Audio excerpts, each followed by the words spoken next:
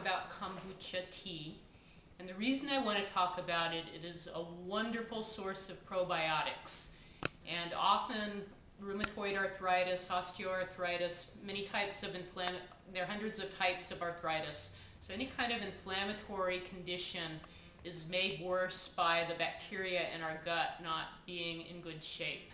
And one way to make sure that it's in good shape is to get a little bit of these healthy bacteria in our diet every day. So even if we get under stress, even if we end up taking antibiotics, even if we're in a toxic world, because they're constantly being replenished, they always stay in a really hot, healthy population.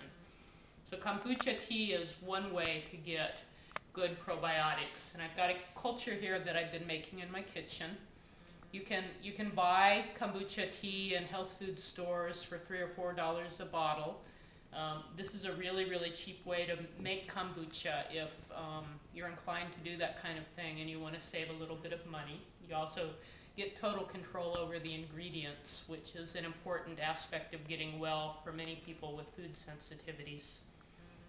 So here I have a cloth over the top to make sure that no dust or fruit flies or anything like that get into it. And this is what the fermenting tea actually looks like.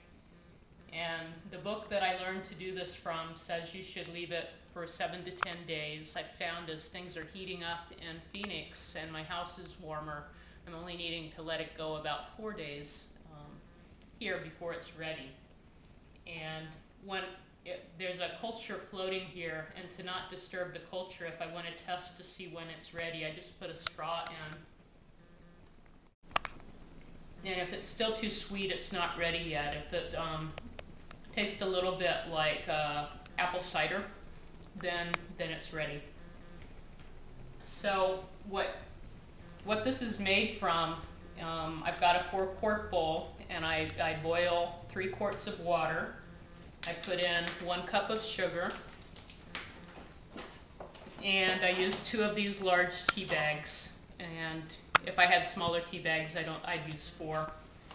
That cools, and then I just put the tea in here with, I've got a little measuring cup. So from my previous batch, I'll have between half and a full cup that I put in to help seed the batch. And then I'll just transfer this culture from one of these bowls to another. So this is what the culture looks like. It looks kind of gross for something that makes something so delicious. And sometimes you'll have to separate the culture. Every time you grow it, it will grow a new layer, which is called the baby.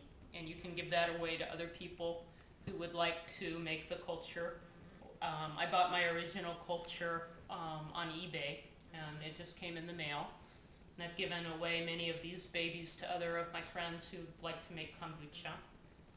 So when the tea is ready, I would normally take the baby out and put it into the new culture, but then I just use a measuring cup, and I either put it in the glass or I fill up glass jars and store it in the refrigerator. It's good to put it in glass and not any kind of plastic, because kombucha is very, very detoxifying.